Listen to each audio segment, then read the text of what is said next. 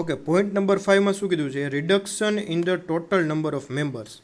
આપણે ખબર છે કંપની સ્ટાર્ટ કરવી હોય તો મિનિમમ નંબર ઓફ મેમ્બર્સની જરૂર છે. જો એ મિનિમમ નંબર ઓફ મેમ્બર્સની રિક્વાયરમેન્ટમાં ઘટાડો થાય તો કોર્ટ કે ટ્રિબ્યુનલ કંપનીને કમ્પલસરી વાઇન્ડિંગ અપનો ઓર્ડર આપી શકે. તો એની ડિટેલ આ પોઈન્ટમાં આપેલી છે. If the number of members false below the statutory minimum, it means 7 in case of public company and 2 in case of private company. The tribunal may order the company to be wound up. બરાબર, 7 member હોવા જોઈએ public કંપનીમાં, અને private કંપનીમાં 2 member હોવા. જો આનાથી ઓછા થાય તો કંપનીને કમ્પલસરી વાઇન્ડ અપ થવું પડે. Usually members initiate the winding up process of the company, એટલે કે રિમેનિંગ મેમ્બર જે વૈધા એ મેમ્બર છે વાઇન્ડિંગ અપ પ્રોસેસ કરશે. અને ઇમ્પોર્ટન્ટ ટોપિક શું છે? If the company continues business after the reduction in the number of members for up to 6 months and existing members are aware of this fact, then they are responsible personally for all debts raised. એટલે કે જો કંપનીના મેમ્બરનું reduction થઈ જાય, minimum પબ્લિકમાં 7થી ઓછા કે પ્રાઇવેટમાં 2થી ઓછા થઈ જાય, અને છતાં પણ 6 મહિના સુધી કંપની ચાલુ રહે, અને જો આ વાત, આ ફેક્ટ કે નંબર ઓફ મેમ્બર મિનિમમથી ઘટી ગયા છે, આ ફેક્ટ છે એ રિમેનિંગ એક્ઝિસ્ટિંગ મેમ્બરને ખબર હોય, અવેર હોય એ લોકો, then they are personally responsible for the all debt raise. એટલે કે જેટલું પણ બીજું કંઈ પણ નવું ડેટ બને એનું પર્સનલી રિસ્પોન્સિબિલિટી રિમેનિંગ મેમ્બર્સની આવશે.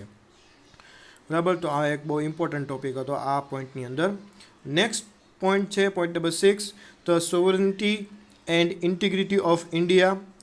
If a company has acted against the interest of the sovereignty and integrity of India, or acted against security of the state, or acted against the friendly relation with the foreign state, the tribunal made order to winding up of a company. 3 અલગ અલગ case આપી.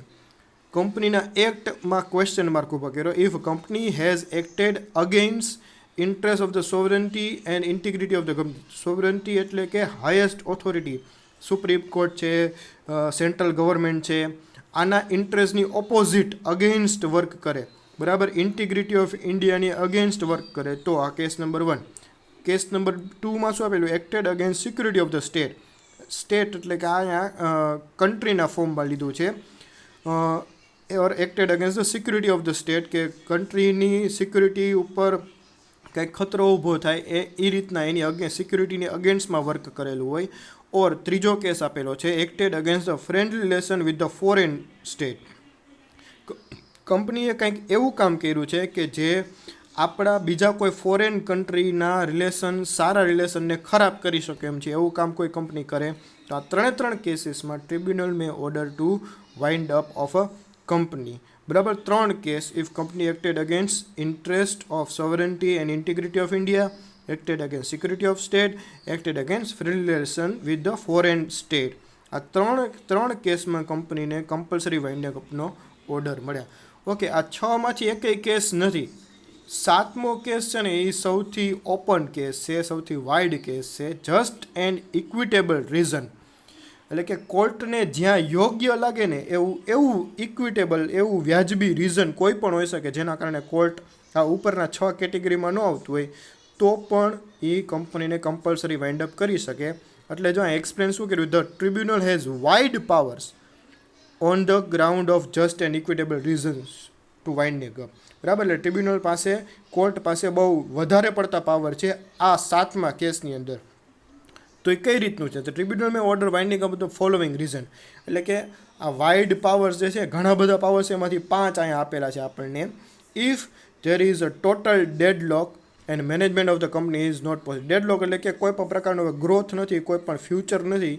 બરાબર, ફ્યુચરમાં કાંઈ company છે એ બહુ સારો progress કરી શકે એમ જ નથી. બરાબર, એટલે એને કહેવાય ટોટલ ડેડલોક.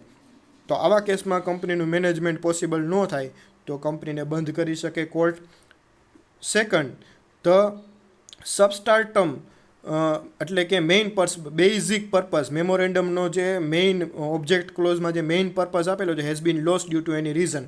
કંપની એ મેમોરેન્ડમમાં ઓબ્જેક્ટ ક્લોઝમાં આપેલું કામ ન કરે ને એને બદલે કંઈક બીજું કામ કરે, કોઈ પણ રીઝન હોય, ડ્યુ ટુ એની રીઝન, તો પણ છે એ કંપનીને જસ્ટ ઇક્વિટેબલ રીઝનથી ટ્રિબ્યુનલ છે એ વાઇન્ડ અપનો ઓર્ડર આપી શકે છે. થર્ડ જે છે એ છે the company is making loss continuously. બહુ સિમ્પલ વસ્તુ છે. કન્ટિન્યુઅસ લોસ થાય, કંપની બંધ કરી દેવી જોઈએ. ઇકોનોમી માટે સારું ના કહેવાય. Where the company was form to carry on fraudulent or illegal business or the business of the company becomes illegal by change in the law. એટલે કે કાં તો કંપની બની જ હોય ઇલીગલ ને ફ્રોડલન્ટ એટલે કે ફ્રોડ માટેની એક્ટિવિટીની વાત અહીંયા થાય છે, તો એના માટે કંપની બની, અથવા તો કોઈ લોમાં ચેન્જ થયો અને હવે કંપનીની એક્ટિવિટી છે એ ઇલીગલ થઈ ગઈ. સે ફોર એક્ઝામ્પલ રિસન્ટલી વાત કરી તો ગુજરાતની જ વાત કરીએ આપણે, બરાબર. તો ગુજરાતમાં લીકર ઉપર બેન છે, બરાબર. લીકર અલાઉડ, કંપની અલાઉડ નથી.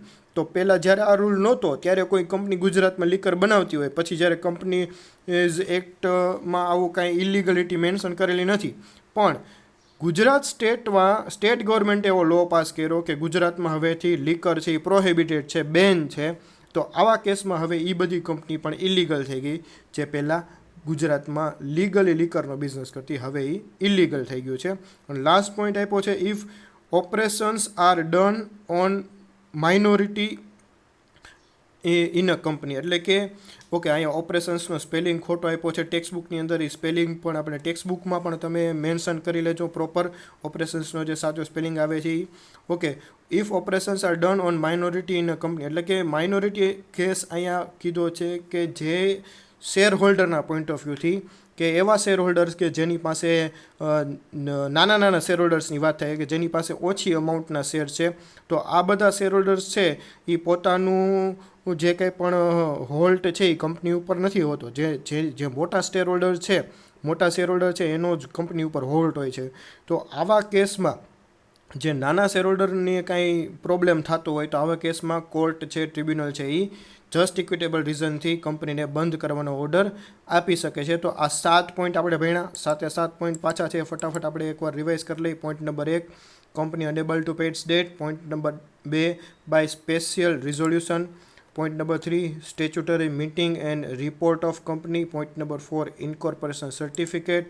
Point number 5, reduction in number of member. Point number 6, the sovereignty and integrity of India. And last, just and equitable reason.